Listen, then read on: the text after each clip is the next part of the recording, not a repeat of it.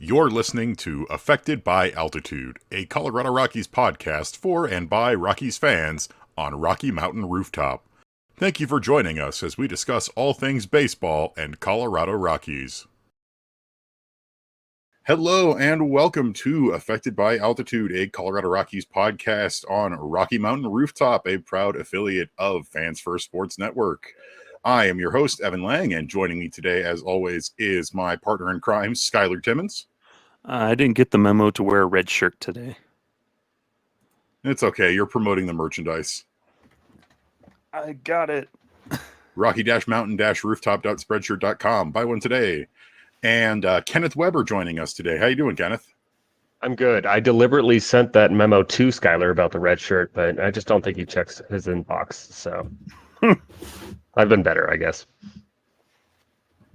It happens. And you know who else has been better? The Rockies. Oh boy, what a season it's been. We're careening towards the end of the first half here with the All-Star break coming up very, very soon. At time of recording, the Rockies have just 2 games left to play, both against the San Francisco Giants before we hit the All-Star break. It's not been pretty. Well, let's be honest about that. It's been a fairly ugly season for the Rockies so far, on pace for their first 100 loss season.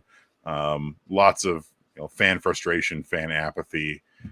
The pitching is, let's be honest, bad, especially that rotation is just been absolutely brutal.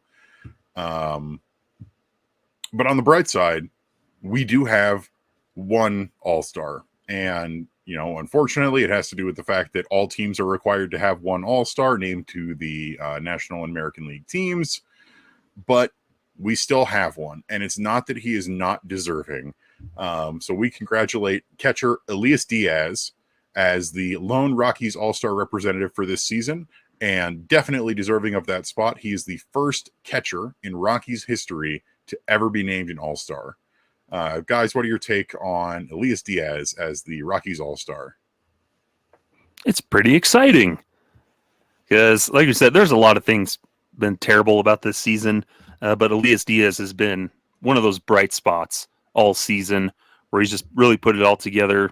Offensively, defensively, he's been doing well, and so he seemed kind of like the shoe-in when we were talking about this kind of thing back in May, where Elias Díaz is probably going to get in. Maybe somebody else could squeak in ahead of him, but it's just good to see him. He's been working hard, and everything that he's gone through in his career and kind of the ups and downs, trying to establish himself, for him to get recognized here this season finally. It's pretty good. It's good for him, and one of those little bright spots. And hey, it's history. First catcher to do it, which is pretty cool. Yeah, it kind of speaks to like the history of the position for the Rockies. On one hand, because for him to be the first catcher ever when you're 30 years in is a little crazy. But for the season as a whole, I mean, it's kind of been a very incompetent season, and the offense has not been devoid of that. And he's been the most consistent hitter the entire season for the lineup. So some of the injuries to like Suter helped his case, I think, a little bit because there was some competition for that, one Rockies nomination. But he's been the most consistent hitter. He's been basically either the second or third best catcher in the National League all season long. So it is a deserving recognition, even if it is kind of on that redheaded stepchild nomination for the Rockies needing someone. Mm-hmm. Well, that's what I like about everybody having at least one rep, because every team does have a guy that's played to an all-star level, even if their team is terrible and they don't have the popularity nationally to get votes like we see with, was it 8 Braves or 8 all-star Braves this season, or that one year where the entire starting American League lineup was pretty much the Royals, or we get so many Blue Jays that are in the finals or finalists or make the roster and everything. So it's good that there's a way still to recognize, you play on a crap team right now, but you've been spectacular, and I like that. And then we pretty much just get the slew of new guys getting added in every other day because people injured or sitting out on the All-Star game. Yeah, and this isn't like y'all said, this isn't the 1899 Cleveland Spiders. Like every team is going to have at least one guy who's deserving. You know, even the Oakland Athletics have guys who are deserving. Like you look at Esteury Ruiz, who has stolen like 45 bases already this season. There's a guy on every team doing something interesting. Fun aside, the 1899 Cleveland Spiders, everyone always says at the beginning of the season, oh, we're going to have a new worst team in baseball history. That record will never be broken because it is impossible to replicate that scenario. For those who are not aware, the same guy owned both the Spiders and the St. Louis Browns, and he basically strip mined all of the talented players throughout the entire season off of the Spiders onto the Browns, and that is why they only won 20 games in a 154 game season. Never going to happen again. It's impossible. But you know, Elias Díaz has been one of the best players on the Rockies this season. He's got 1.6 RWAR per Baseball Reference, which is third best on the team right now. He definitely had the best offensive start of anybody on the team and has been a really solid defensive contributor where, you know, he was recognized as well, where I think he came in third or fourth overall for fan voting at the position as well. You know, obviously 1 and 2 was Will Smith and Sean Murphy, but the fact that Diaz was getting some recognition from fans as one of the better catchers out there, I think speaks volumes to him being named to the team. Now, is it a perfect system? No, because Ryan McMahon, who is one of the best third basemen in the league right now, did not even crack top 10 for fan voting and has not been named to the team in any capacity, which is a real bummer to see because he's been great. He's almost at 3 WAR on the season already, and we're just about at the halfway point. If he's playing the way he has, he could have like a 5 or 6 WAR season.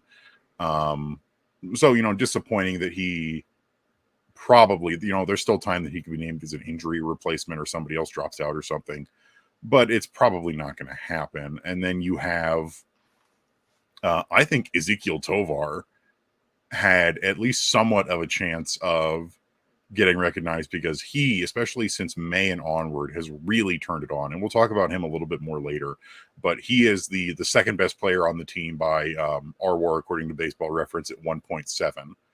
So, you know, those are the guys to me where position players for the Rockies, those are our guys who are deserving of being all-stars at this point. You know, I don't think we really had any shot of any pitchers being named. Even if Suter had stayed healthy, I just don't think it was going to happen. But it is really nice to see at the very least. Mm-hmm. At some point, they just need to adjust the all-star stuff where, no, run it like the Senate where everybody gets 2 reps and then your 2 delegates to the game itself. And then you can name all-stars who won't necessarily participate in the game, but they just get the honor of, hey, you're an all-star this year. Come to the festivities, but you're not going to play with us. Like first team and second team all-stars? Basically. Yeah, something like that. I like how Skyler's idea to make the system less corrupt and more efficient is comparing it to the Senate. Yeah, because that's been going so well. Yeah, seamless America. Yo, hey, politics talk on affected by altitude. My wild card for the whole process was also Justin Lawrence. If he was able to start racking up some saves down the stretch and was just nasty and on Pitching Ninja and good numbers at the baseline too, I totally could have seen him getting a nod for it. And then Suter just had such pretty stats for the majority of the season that he did seem like a realistic option, but the injury kind of held him back. I don't know. It's fine. It's the All-Star game. It's an exhibition, so I don't get overly worked up about it. I think that every player in every interview that I hear about always talks about watching it as a kid, and I think that there is something to that. And I think having the one, lone Rockies representative, someone's going to remember like Elias Díaz and him being an all-star. So it's important for that narrative. But yeah, the whole all-star process, I was watching the Tigers game yesterday and they were all about Michael Lorenzen getting an all-star nod. And I'm like, Lorenzen's an all-star, huh? So he's not even the guy I liked Lorenzen. He's not even the guy I would have picked from the Tigers. I like him too, don't get me wrong, but it speaks to the process as a whole. And it speaks to it, but at the end of the day, it's an exhibition game. It's not worth getting that worked up over. And there is a deserving bit of history for Diaz being named the first catcher All-Star in Rockies history. So there is, some coolness in that. Yeah. Like I've said, if Elias Diaz was just 4 years younger, if he was 28 years old instead of 32, we would be talking about how set we are at the catching position for the future. And, unfortunately, he came to us later in his career, and he's older, and now I believe next year at the end of his contract, and we're going to have to start talking about what to do with him, very similarly to us talking about CJ Cron last year. And we'll talk about the trade deadline here in a hot minute. But yeah, third straight year where the Rockies have just one named All-Star. 2021 was Herman Marquez. Last year, like I just said, CJ Cron, and now this year, Elias Diaz. And, there is, like I said, there is still time for more people to drop out and more people to be named, but there are other people that are probably going to get named as replacements before Ryan McMahon or Tovar or J-Law or any of those guys, which is unfortunate, but it just is kind of how the system works. But at the same time, that speaks a lot to the fact of just the repping, because it's the longest streak in history for the Rockies of 3 straight years.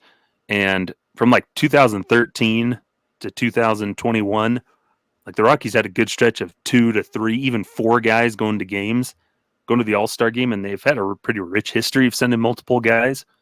And I think it's kind of one of those things where we don't have the standout, oh yeah, this is the lock-in of the perennial All-Star anymore.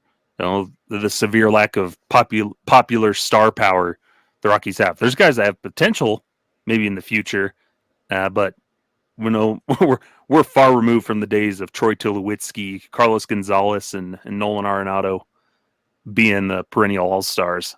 Well, they had a big idea on who that one guy was supposed to be. Mm-hmm. That has not been the case, though. Yep. Another guy who didn't really crack voting at all.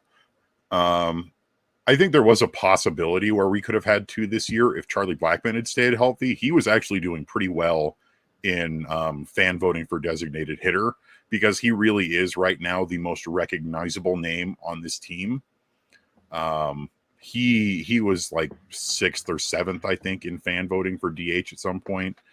But with that broken hand, that just wasn't going to happen after a little bit. Also, and it really is Bryce Harper. And it really is a bummer, because you think as close back as 2019, we had 4 All-Stars. David Dahl, baby.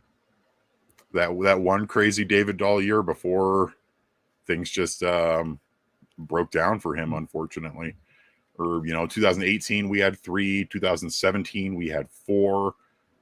The fewest we had before this streak was in 2016 we only had 2, and that was Nolan and Cargo. Mm-hmm. And before that, it was 2012 was the last time we had just one All-Star, and I think that was Cargo.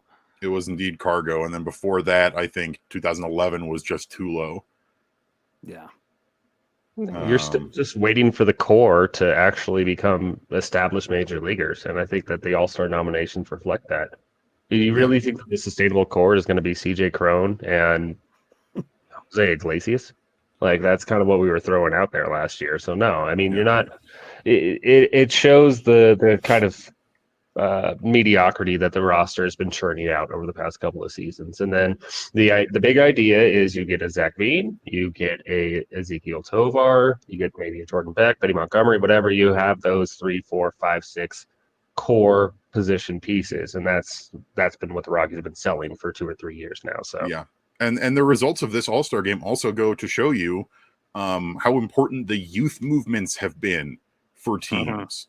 You've got multiple rookies in the All-Star game on both sides. You've got Jonah Heim's not a rookie anymore, but he's in his 2nd career season, and he's the starting catcher. You've got Josh Jung, the third baseman for the Rangers, starting. You've got on the National League side Corbin Carroll in his rookie season starting.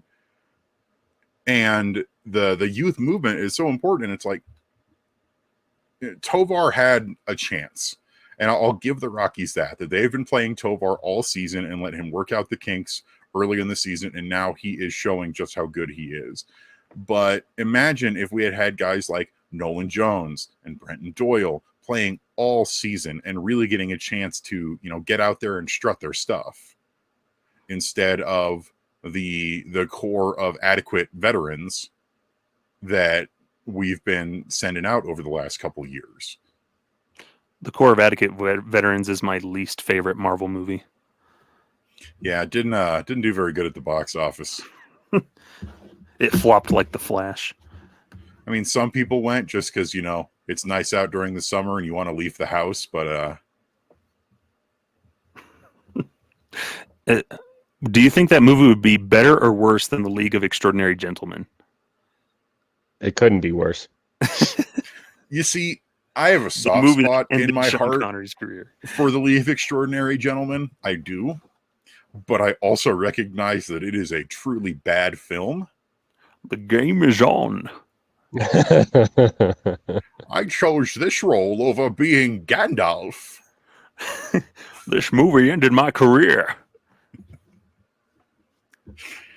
I'm not doing this accent. Kenneth, we both did it. You have to do the Connery. How is Orlando Arcia the starting shortstop? There we go. Now there's the accent that we were looking for. And meanwhile, people are complaining that Francisco Lindor didn't get named to the team above Gerardo Perdomo. But Lindor has been hot lately. But his start of the season was pretty tough versus Perdomo was a little bit more even keeled. I think both of them are more than deserving. I like Perdomo a lot, and he's defensively been fantastic. Sure. There's name recognition, and I give credence to that gets into the All-Star game. Otherwise, you don't have the moment with the Cal Ripken Jr. in 01 or something like that. Like, name branding is part of it because ultimately this is an exhibition that sells the game for the league. So having Lindor in there, especially for a pretty disappointing Met squad, that's fine. Yeah. Clamoring for it, I should say. It's the same as there was a little bit of backlash over Julio Rodriguez of the Mariners being named. And, some folks were like, oh, why J-Rod? I was like, I'll tell you why J-Rod is because not only is he good, the game is in Seattle and he brings name recognition. Yep. Because, at the end of the day, whether it's from fans or whether it's from the players and coaches, it is a popularity contest. That's what all All-Star games are.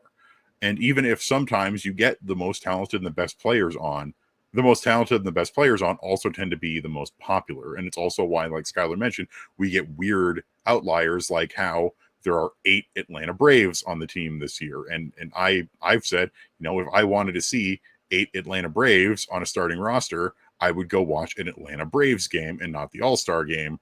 But unfortunately, that's just sort of how it goes. Also, all these are better arguments than the one person is like, Ellie De La Cruz should be an All-Star. Ellie De La Cruz has been here for a week and a half, and while he's been very fun. Yeah. I am all right with putting him in the home run derby, however. Yes, Yeah, absolutely. something like that would have been fine. I'm a little bummed that there's not going to be any Rockies in the Derby this year, but that's been the case for more often than not. Yeah, I am not bummed. 2 years at this point, I think. Last rep was Trevor Story in 2021, and that was at Coors Field. That was a fun home run derby. Like, I don't know, did either of you guys get a chance to watch that or go to that? Yeah, I went. I also went, and the no humidor super juiced up balls on a hot summer day at Coors Field, and Shohei Ohtani and other guys just cranking dingers up past the third deck onto the rooftop. Man, that was a lot of fun. Like, that should be a special event in its own right, is the Coors Field home run derby or something. None of that home run derby X or whatever that they keep trying to push, and I have yet to find a single person that cares even a little about it. Yeah, pretty much. I mean, it feels like bland marketing. It is bland marketing, but you'd think they'd plan it to have bland. people care. Oh, bland. I thought you said planned marketing. No, man. If you throw an X at the end of something, like this is a bad attempt at like Nickelodeon reaching teens or something. Like it's Even just, worse, they could have just thrown a home run derby plus at the end of it. yeah, right. On streaming, Home Run Derby X and Home Run Derby Plus. Brought to you by the X Games and Rocket Power. Mhm. The Home Run Derby X, the funnest event of 1997. Hosted What's by more- Nick Cannon. What's more Extreme. extreme than watching an Instagram influencer try to hit a home run? I can think of a lot of things. But hey, we're going to take kudos for Tyler Mon. Tyler Mon is pretty great. I don't understand why they don't give him more stuff to do. They should have had him or somebody as the announcers for the Britain series, because he was fantastic in the World Baseball Classic. Monster is awesome. Alrighty, we're going to take a quick break here. When we come back, the thing after the All-Star break that everyone's going to be talking about is the trade deadline, and we are nothing if not followers in that plan. So we will be talking trade deadline right after this. Don't go anywhere. Extreme. Welcome back to Affected by Altitude. Thanks for sticking around through the ad break. I'm Evan Lang. With me is Skyler Timmons and Kenneth Weber. And fellas, we're less than a month away from the trade deadline. And I think a lot of fans, especially the more, I don't want to say hardcore fans, but the more devoted fans, are going to be very disappointed if the Rockies do not follow a specific path at this trade deadline. And that is getting rid of as many people as they possibly can. Yeah, pretty much. I made a little list of basically everyone that needs to be traded and people they should at least hear offers on. And it gives you like at least 30% of this current roster needs to go. You get 1.5. So, like the Patrick Saunders article from the other day is not encouraging because it's just Bill Schmidt kind of, spinning the tires again on what the plan has been over the past 2-3 seasons. And it's, we understand we have a few pieces. We don't think that we'll be getting adequate value for a Profar, for a Grichuk, or a Crone, which indicates that their idea is something significant in return, when the reality of the situation is you just get rid of them for anything at all. Like a sack of marbles is totally cool. And so I think it already shows that they're probably going to have a skewed perspective on their own talent. And then 2, when it comes to some of the easier trade chips, like in the bullpen, it was already talking about Brett Suter would be better if he returns after next season. We see long term, and then we're going to ask the moon for Elias Díaz. So, yeah, I think you get like a reliever traded, and it's going to be somebody towards the back of the bullpen. Brad Hand. Yeah, exactly. Yeah. So Brad, and for a player to be named later is like the trade that we're setting up for. It's so frustrating because, like, Bill Schmidt saying, we're going to try and trade some relievers. We are listening on position players, but we don't think there's adequate value. There is no value to be had in some of these guys. I like Jurickson Profar as a person, but he's got negative WAR and is not hitting that well and is drastically overpaid for his performance. You got CJ Crone, who's on a reasonable deal in the last year of his deal, but he has been injured a large part of this season. He was pretty bad the last half of last season, and he's gone at the end of this year and not coming back. So get what you can for any of these guys, and it's just so frustrating. Basically, the only way I'm going to be happy with this team is if they trade at least 3 guys, and I think that's low for what they actually need to do. But the fact that they're probably only going to trade 1 or potentially none is like, it makes you want to give up on this team because that they are never going to do the right thing. Mm-hmm. I like what you mentioned, Kenneth. Like, this has been a problem for the Rockies, is they overvalue everything that they have in their system, whether it be prospects or guys on the big league roster.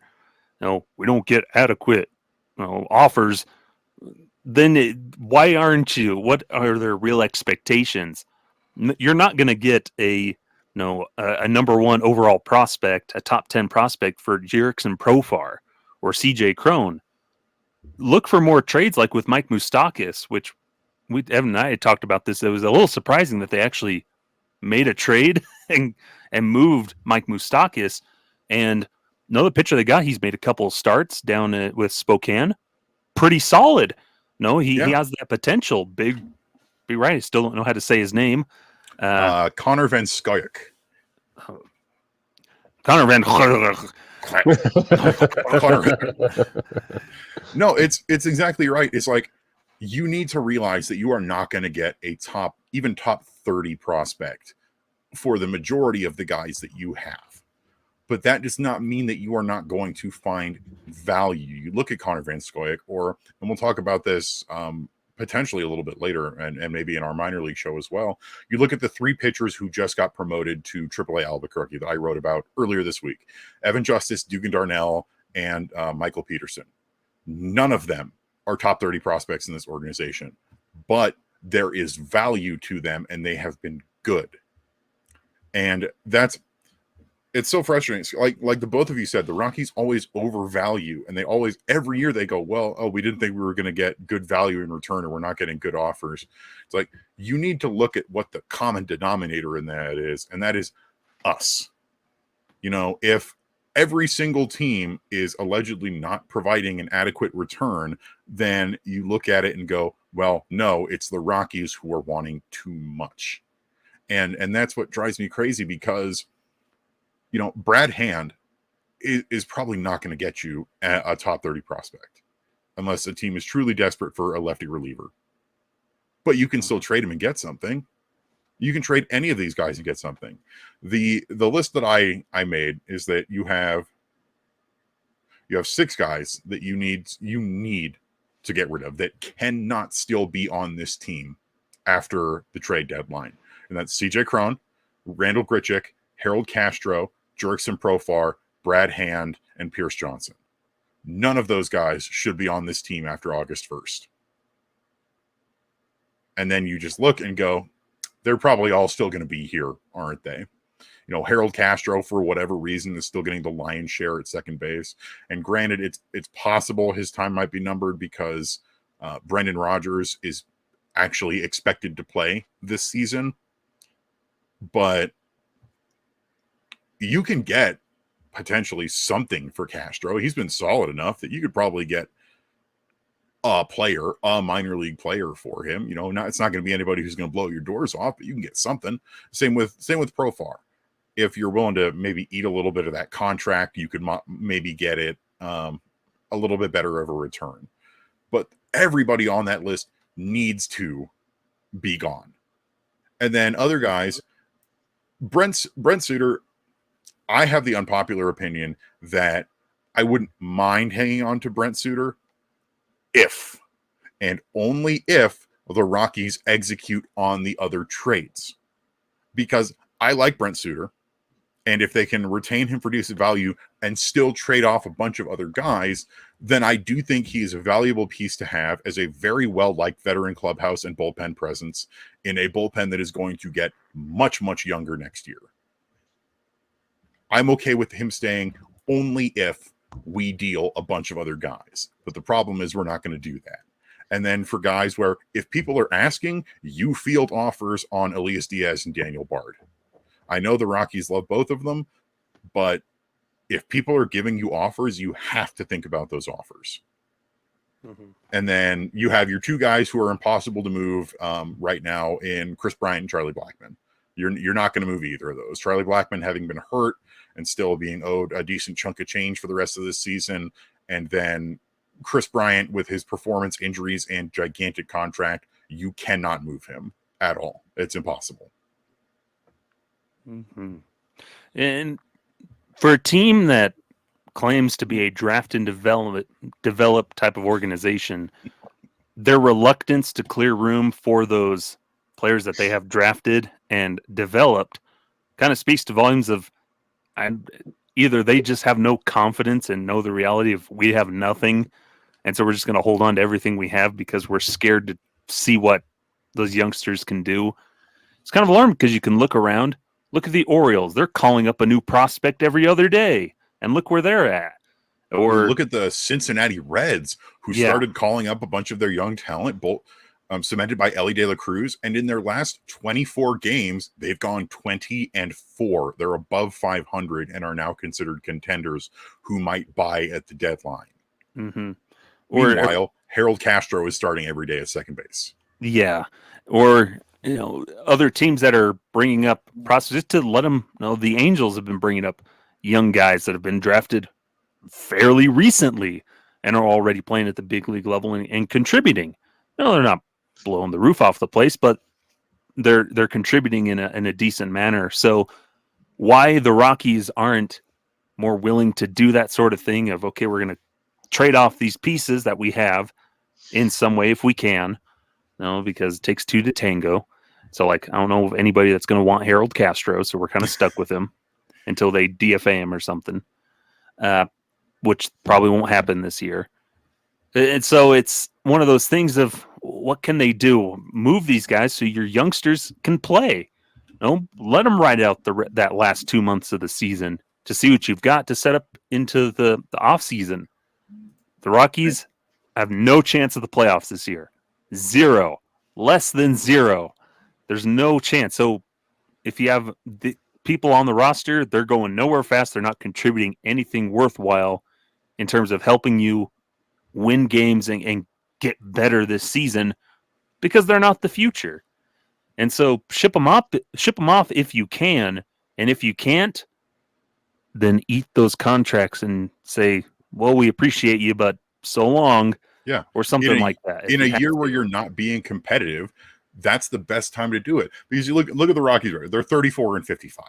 They are one of 3 teams in the National League who have less than 40 wins, with the Washington Nationals, who we knew were going to be bad, and the surprise and hilariousness that is the St. Louis Cardinals. I'm sorry. It's really funny. I'm sorry, Cardinals fans. It's the same as the Padres. The Padres being really bad this year is funny. But the Rockies are especially bad this year. They're on pace to lose 100 games. They have one of the worst winning percentages in the league. They have one of the worst run differentials in the league. They have one of the worst. Everything about this team right now is bad. And even if we hold course and say, oh, well, we still think we could be 500. No, you can't. You're not going to be 500 this year when you are already 20 games below 500. Not going to happen. You're not making the playoffs. And even if you do make the playoffs, what, you think you're going to beat the Atlanta Braves? No, absolutely not. And the Atlanta Braves are the pinnacle of what the Rockies want to be, which is a draft and develop organization. You look at all the guys they have drafted and developed, Michael Harris II and Ronald Acuna Jr. and Ozzie Albies, and then they bolster it with veterans and trades. It's another one of those teams where it's what the Rockies should be striving to do. And it's like you said, Skyler, even if you don't trade these guys, you can't keep them around. Like, I love CJ Cron, but if we can't get a trade for him, then you've got to DFA him or something so that Michael Tolia, Grant Levine, Alaris Montero gets playing time. Same for Harold Castro, same for Jurickson Profar. You're going to have to eat some costs. And that's what's so frustrating about this team. Or after that deadline, if they start struggling or they're really just doing nothing and they're still on the team after the deadline, that's when you DFA. If they're playing well, yeah, you can let them ride out because they're playing for a contract, for the next season. But if once they start really, they have to have a short leash after that trade deadline. If CJ Cron goes into a mighty slump, he's 1 for 30, no home runs and like 15 strikeouts, something like that. Yeah, you got to cut him loose. Like, hey, we appreciate what you've done, but we're going to move in a different direction now. Something. But I think the moral of the story is they can't sit on their hands, and what Kenneth alluded to at the very beginning of this conversation. They've waited too long on Cron. I mean, the iron was hottest at the trade deadline last year because he's been butts ever since then. He hit like 180 in the second half of last season. He had a good opening series against San Diego this year, and then he's been either hurt or mostly not very good. So you're talking about basically an entire season of CJ Cron, the guy that you signed as a minor league free agent, to bring him to the organization in the first place. I don't think that a lot of teams are clamoring for that. I think if there's anybody who needs a specific right-handed power bat that can DH and maybe play first, like a Seattle, maybe a Philadelphia, yeah, you can probably still get somebody to take a flyer. I wouldn't want Harold Castro if I was another team, so I don't see anybody paying for that. I kind of lump Pierce Johnson into the same conversation, to be honest. Pierce Johnson is kind of that, waiting that powder keg of a relief pitcher, and so I don't want volatile, Craig Kimbrell. You flip what you can, because it's not a competitive roster, as Evan was alluding to, and it's not really shaping up to be anytime in the future. I think that they're not going to see that way, though. My whole thing is, if you can still be on a 95 loss pace with all of this veteran fodder that you've brought in, then you can be on a 95 loss pace with all of the young guys that you need to give a look to. Mm-hmm.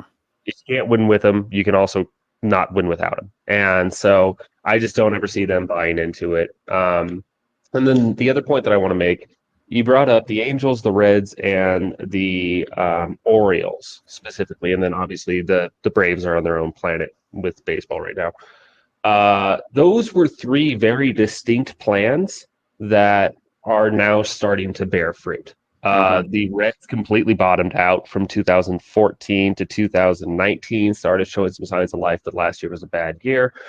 The Orioles were notoriously the worst team in baseball for essentially that same stretch. You can lump Arizona into that conversation, where they just completely accumulated draft picks while churning out 90, 100 lost seasons. I was going to say.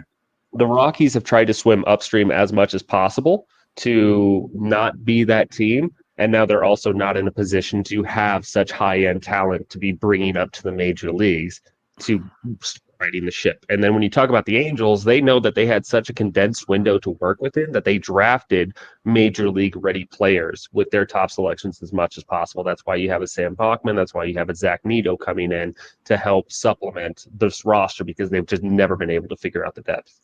And now they're snake bitten, and it's all for nothing. But regardless, those are all clear ideas that you can agree or disagree with, but at least that are you have a backstory for why these teams are now starting to show life again.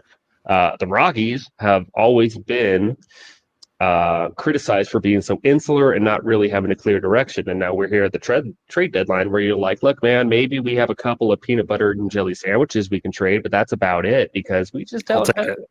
Yeah, well, then great, you can have a CJ Cron. It might be a little old and there's no crust, but that's okay. And that's the Rockies have put themselves in this position. And so it's their refusal to ever initiate an actual rebuild, and the delusion of the front office and Dick Monfort of we're still competitive. Our contention window didn't slam shut in 2019. Yeah, it did. Real hard, actually. Yeah. Brett Suter is a perfect example. If he's healthy, this was a waiver claim. This is house money, and you see a perfect world where, okay, you clear out all this other stuff, but you know that there's a veteran backbone left-hander that can still be a guy in your bullpen. There's such an easy future to see where a year from now you still have Brent Suter on the roster. He isn't pitching to the caliber that he did in 2023. Maybe you just locked him up to a 2-year extension, and you're like, why are we even doing this? This guy actually isn't that useful of a player right now. And, it's not that I don't believe Brent Suter can still be a productive big league pitcher. It's because we just watched this happen with Daniel Bard. Like, why don't you just go ahead and move somebody on? Because, again, Brent Suter having a career year is not getting you to 500 to 81 wins, much less really turning the tide to make you a playoff contender. So just flip him for something that might help when you do. Yeah. And it really is like all these other teams that initiated rebuilds, they got all of their guys through their farm system, versus with the Rockies, we're starting to see some of the top prospects make it up into, the upper half of the farm system. Yanquiel Fernandez up in AA, Drew Romo finally starting to figure things out with Hartford. But again, and it's the same as last year. The farm system is so bottom heavy, and that's just where we're at. Pitching especially. Yeah, so many of our top pitching prospects, and you know we do have Gabriel Hughes who skyrocketed through the farm system this year, but as always, he's the exception, not the rule. And it's the same with guys like Yanquiel Fernandez, where you're not going to have a guy who goes Fresno, Spokane, Hartford in 1 year that often. But especially at age 20. Yeah. But once again, this is where the Rockies are at. This is who they are. I'm trying to be hopeful that, since we already traded Mike Moustakas, that they will pull the trigger on at least a few more trades. But with how this team has operated, especially over the last few seasons, you just can't truly expect that.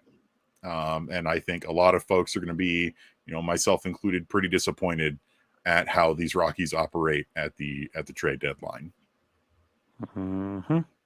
Who's the one guy that you think the Rockies will move? Grich.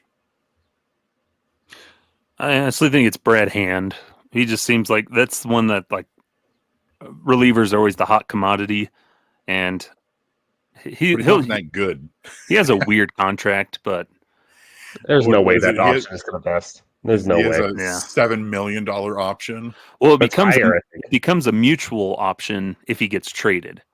Oh, it does? Yeah. Well, even then, it's a buyout. So it's a team option right now, and that becomes vesting if he finishes enough games, but he's not going to do that. But if he gets traded, it becomes a mutual option, which still gets denied probably for the $500K buyout. So yeah, it's Brad Hand plus $500,000. Yeah, you pay the tax for whoever does the buyout. I mean, it makes sense. I would probably lean Hand as well. He's kind of the odd man out. I think the clubhouse probably loves him, and he bought all the sweeper shirts for everybody, which you can find on Breaking Tea in our partnership or at the partnership over at Purple Row. So go check that out. But he's kind of the odd man out, though. He's just kind of aloof. I always forget that. Oh yeah, they have Brad Hand type of thing. So he seems kind of that just a softball of, okay, that's a veteran you can trade. You don't lose a whole lot, but he's been decent in his limited capacity role of kind of being that lefty specialist in a way. Send him off and get what you can, a prospect, just something. I do think that of all the position players, Randall Grichuk is the most likely to be traded. In some of his interviews, he's talked about how he knows there's a possibility that he's going to get dealt, which is interesting. And then you've also got the fact that he's one of these veterans, position players who's actually performing really well.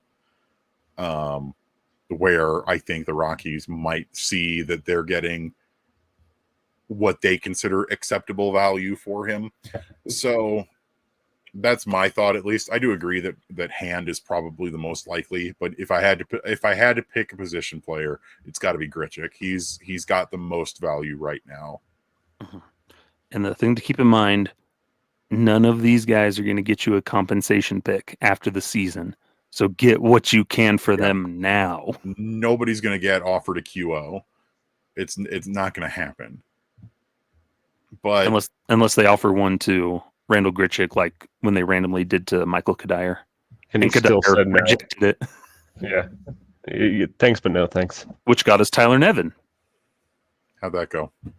I think he's in AAA for the Tigers now. Yeah, he's been bouncing back and forth between there. He's done really well in AAA, but he's just not yet been able to put it together at a big league level. And I like Tyler Nevin, good guy, but man, just have a plan and execute it, Rockies. That's all we ask. No, we don't. We don't do that. Not the bad plan that they have. You'll hear nothing, and then you'll hear our owner say something weird or dumb at some breakfast or luncheon event sometime in the off season that'll make the news, and then we repeat this whole thing again. Shohei Ohtani really wanted to come play in Colorado, but we just didn't want to pay him. All right, I'll talk about this after the All-Star break, but that brings up the Ronald Acuna Jr. thing. Stick around for just a minute, folks. We'll be right back for more chatting right after this quick ad break. Welcome back again to Affected by Altitude with Evan, Skyler, and Kenneth. Thanks for sticking around through that ad break. And before we get to our next segment, Skyler, I know you were joking with, Shohei Ohtani wanted to be here. This came up in the news last week where Hector Gomez, MLB insider, especially with Latin American players, put out the fact that apparently back in 2014 for that international free agent class, the Colorado Rockies were the team that was the closest to signing Ronald Acuna Jr., who we now all know as the likely National League MVP for this season and the superstar for the Atlanta Braves.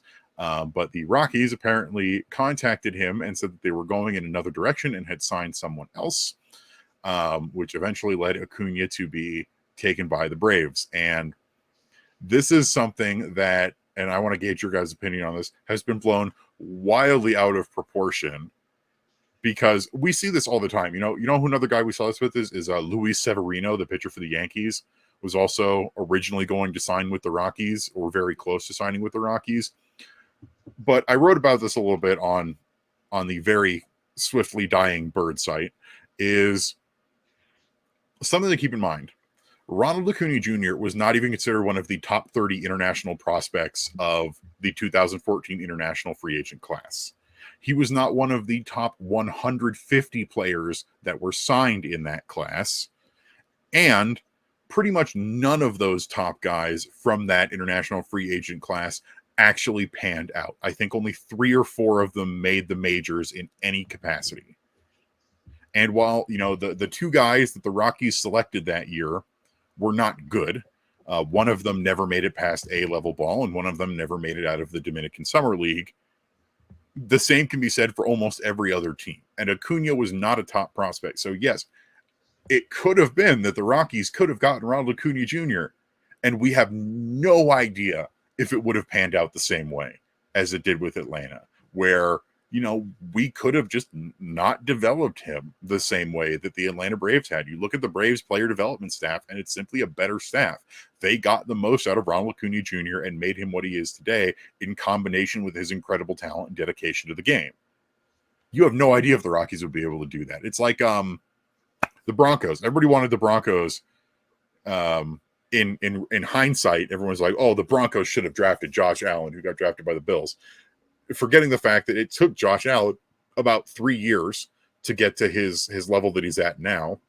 And you can't trust the Broncos quarterback development staff to have done the same thing.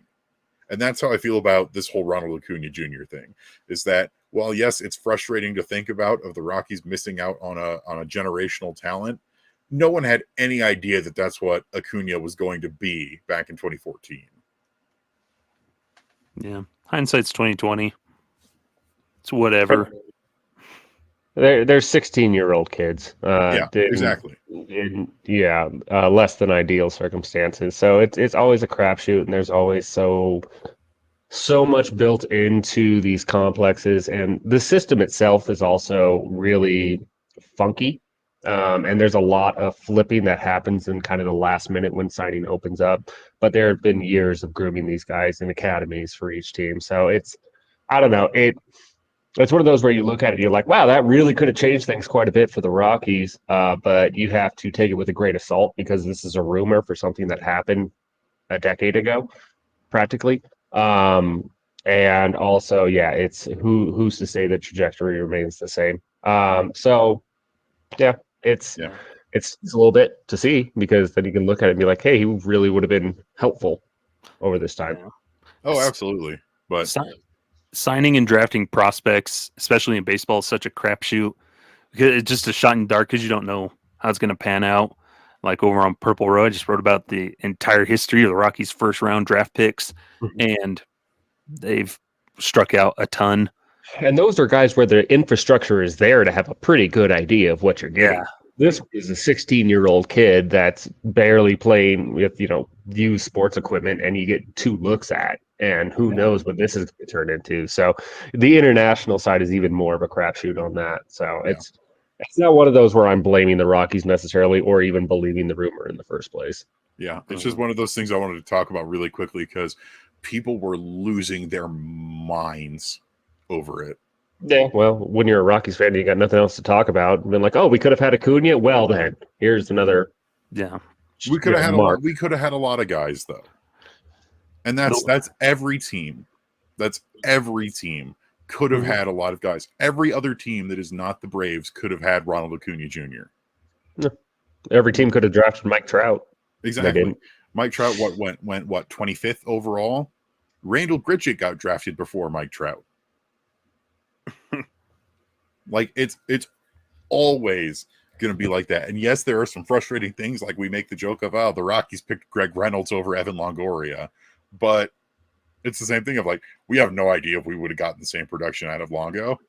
Yeah, that one think is. We would have. Yeah, that one. No, that one was bad for a lot of reasons. Yeah, that one was bad for a lot of reasons. I just try and make it hurt a little less. I'm not going to lie, but overall, though, it's just people were, and I know that there's a lot of things to rag on for the Rockies, but this is really not one of them.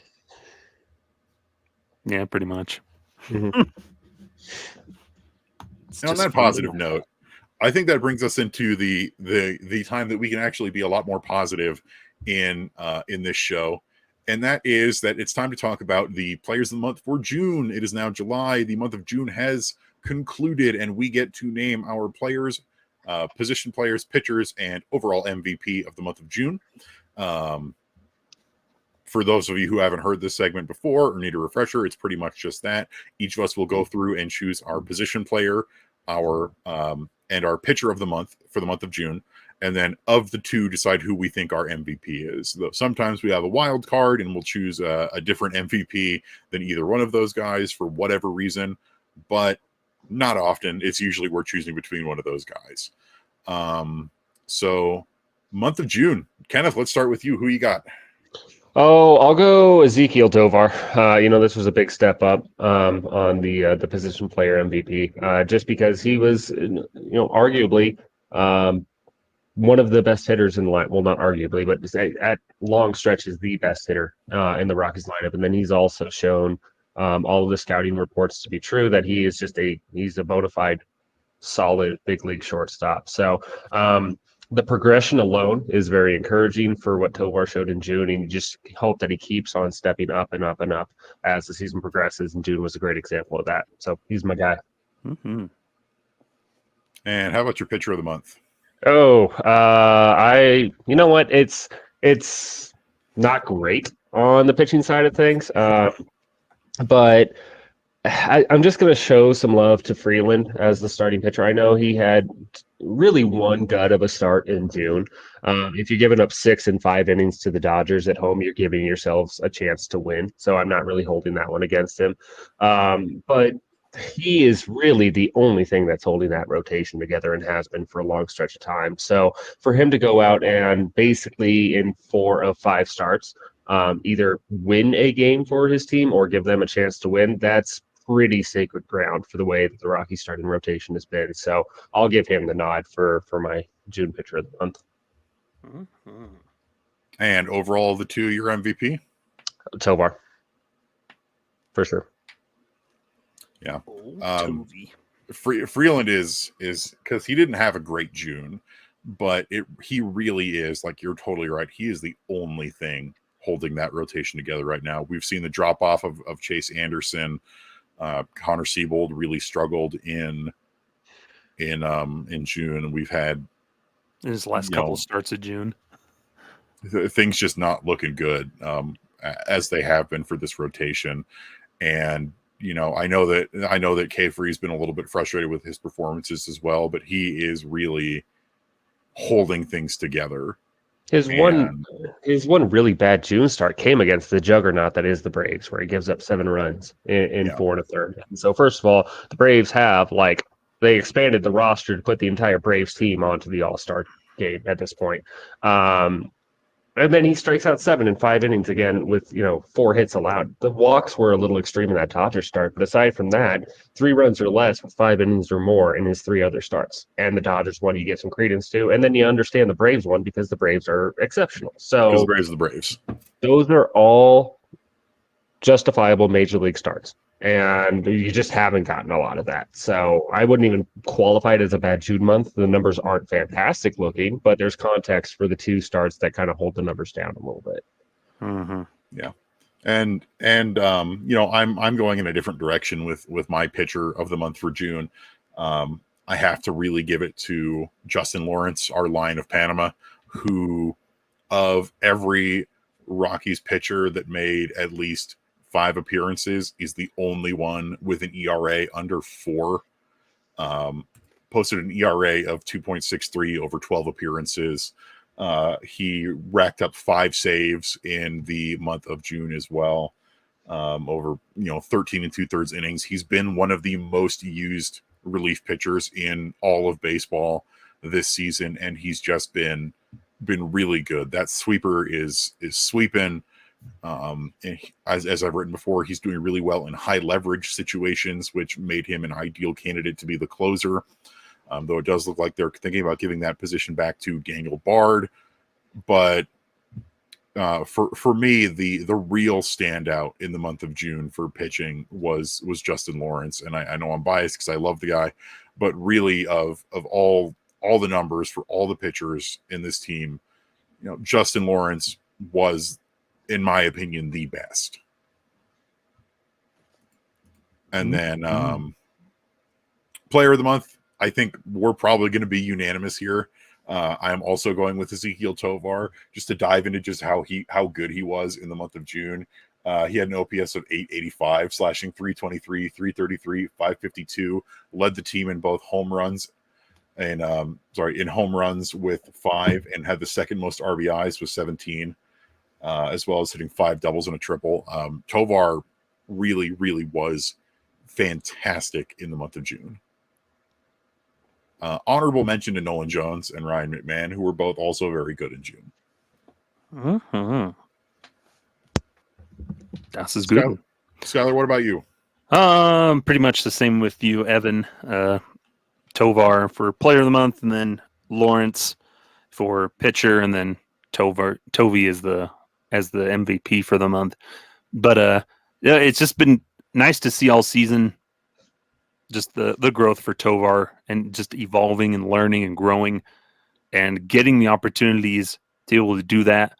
Something that for some reason the Rockies won't do with some other guys on the roster, of giving them just those opportunities to work through their kinks and figure it out at the big league level. Montero. But it's the one thing I will say with Tovar.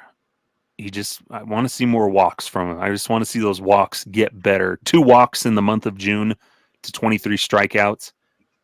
So yeah, he's been making contact, and he's still aggressive and early in counts and hitting the ball, and that's working out for him. But at some point, he's got to develop that plate discipline and draw more walks to just kind of equalize out, because we know he's got some speed, and he only has a couple of stolen bases. And that's one aspect of his game I think could be improved, is just improving his on-base skills in any way, shape, or form to get on base to make him even better. But right now he's in a good spot and getting better, for his first full big league season. So props to him and everything. And then, yeah, with Lawrence, just that anchor there in that bullpen when we've seen guys kind of have volatile seasons and go through really bad stretches. Lawrence has been pretty solid most of the season, and in June, taking over as a closer. He's in a role that we've seen him kind of be primed for. It's nice to see him kind of deliver on the goods and sweeping away the nation. My question for you, since we were just talking about the trade deadline earlier, if someone came out and gave a offer for Justin Lawrence, yes, would you take it? I mean, depending on the offer, obviously. Yeah. If I'm getting an Emerson Hancock for a Justin Lawrence, yes. It has to be somebody who has, at minimum, near big league ready, middle of the rotation profile. Yeah. Because you still have a possibility of being able to trade Justin Lawrence, I should say, in the next 2 or 3 years with even more value. So it comes at a premium. But yes, and this is a far jump down. But when you're talking about controllable players that you could also flip, I think with Montero you can create a little bit of clarity on the situation that's going on with him in first base by being able to move him. Yeah. Maybe it's a prospect for prospect, but yeah, I absolutely entertain those ideas. Mm-hmm. Absolutely. Montero is one of the guys who I entertain a little bit more just because this team has really showed that they're not really willing to give him the playing time that he needs. And if you're not going to do that, then you might as well recoup some value. Especially when for all the other pieces of the trade that Montero came to this team on, almost all of them are gone at this point. So, or have been terrible. Nolan Jones really deserves a lot of credit for his June. Like I know Yeah. you gave him the special nod, but I talked about Ezekiel Tovar having that step up in his development. This was kind of the Nolan Jones breakout party month. He just crushed. All 5 of his home runs came in the month. Pretty much most of his playing times come in the month, but he's showing a lot. We talked about the plate discipline. 13 walks led the team for the month. He hit some absolute tank jobs. Stole 5 bases. He showed a lot of different tools and abilities over the month of June, while also having extremely good production. So, Tovar is so much of the Rockies' future is attached to Tovar. But Nolan Jones really kind of showed, hey, this could be a dude, and June proved it at the major league level. So he deserves a lot of love for his. And, it also shows that if Bill Schmidt can work up the courage to execute trades, and if he's allowed to do so, like this was a good trade for the Rockies. I was bummed to see Juan Brito go. I loved Juan Brito as a prospect, but Nolan Jones is just turned 25 recently, is showing himself as an incredibly talented and toolsy player at the big league level, where this could be a solid piece of this team for the future, for the foreseeable future. And it all came because the Rockies were willing to execute a trade. Doesn't come around often. The Haley's Comet of the Rockies actually trading. Yeah. Definitely, though. Nolan Jones was great. Man, some of those home runs, he left a dent in those balls, just absolutely crushed them. Yeah, he's a gigantic man that hits the ball very hard. And he's like with Tovar, he has the walks, and like if he is like looking at their stats in June, they're like neck and neck with a lot of things. And it's like if Tovar can increase that on base percentage, we're sitting pretty with those two, even more so. Yeah. It's if only that Jones had a 413 on base percentage in June. Now, if only he could be playing every day in the outfield instead of, as of recording here on this Saturday, he's not in the starting lineup. Who's in? Let me guess. Bryant's in right field, then Crone at first base. Yes.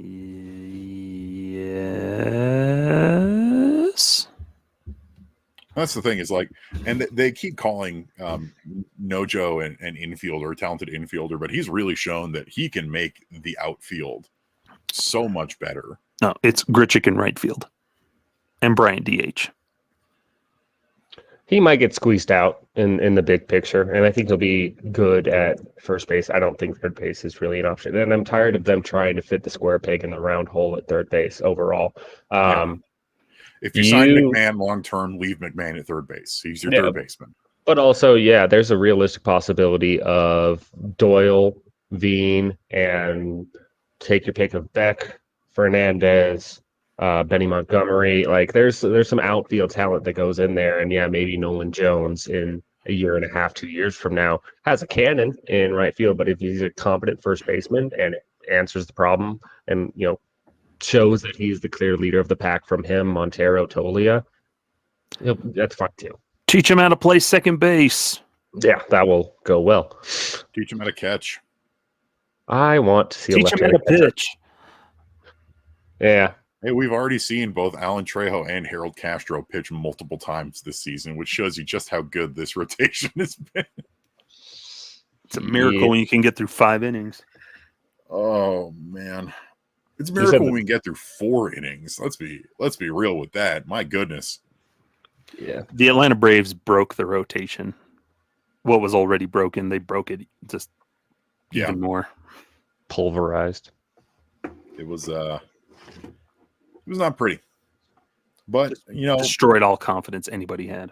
at the very least, we've guys like Tovar and Jones and Justin Lawrence who are giving us something to watch, because like we've all said, this is that it is way more, I don't want to say fun, but it's way more watchable when your team is bad, to be watching the kids who give you hope for the future over, Mike Moustakas and Harold Castro and CJ Crone and Jurickson Profar. Yeah. But I think that's going to about do it for us here today at Affected by Altitude. I want to thank y'all for listening. You can always check us out on Rocky Mountain Rooftop, some of our other shows like that. But Kenneth, where can the people find you at? I am on Twitter at KDub1988, and then you can find me on Purple Row, typically on Mondays, with my rock piles and the Pebble Report. Nice. Awesome. Skyler, how about you? Find me on the Twitters at sideline_crowd, and you can find me on Threads, the not Twitter, over at same thing, sideline_crowd, and hopefully they'll have chronological timelines soon. I don't know. We'll see. You can find me at Evan_Lang on both Twitter and Threads. I would love to hear from you. I'm also on Blue Sky Social, which is evanlang27.bsky.social. And then you can find me writing the Thursday Rock Piles over on www.purplerow.com. Lots of great content on Purple Row. We strongly encourage you to check it out if you haven't already. You can also get the official Rocky Mountain Rooftop Twitter at Rocky Mountain Rooftop. That's at ROCKYMTN Rooftop. And we would love to hear from you there as well. If you see it, we have a thing out there for our an upcoming mailbag where we would love to get some questions from listeners to answer in an upcoming episode. So go ahead and submit those. You can also do that in the comments here on the Purple Row website. If you are listening on Spotify, Apple Podcasts, or your other favorite podcasting platform, please go ahead and, if you can, rate us 5 stars, leave a comment or review on what you like about the show. We love to see that kind of thing, and it helps the show grow. And also, fun fact, I no longer have poopy internet, folks. So we can hopefully maybe do some more stuff. Let us know what you'd want to see, whether it's like some live streams, live shows, what players we should try to get on here. Yeah. Skyler finally has real internet after 2 years of doing this show. He may be ruining Twitter, but Elon Musk's internet is okay.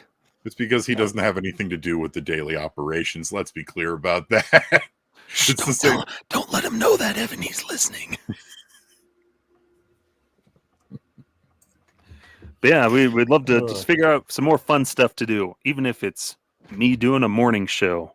We'll just start ripping off John Boy stuff.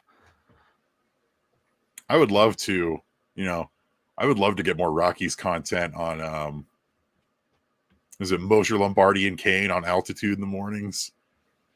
Come on, it's baseball season. Talk about baseball. Have us on the show. Hey, if you're listening, have us on the show. But that's going to do it for us. Thank you so much for listening. We'll catch you next time. Let's have both Skyler and Kenneth hit them with it at the same time. 3, 2, 1. Farewell. Sell the team. That was perfect. Don't encourage them, Skyler.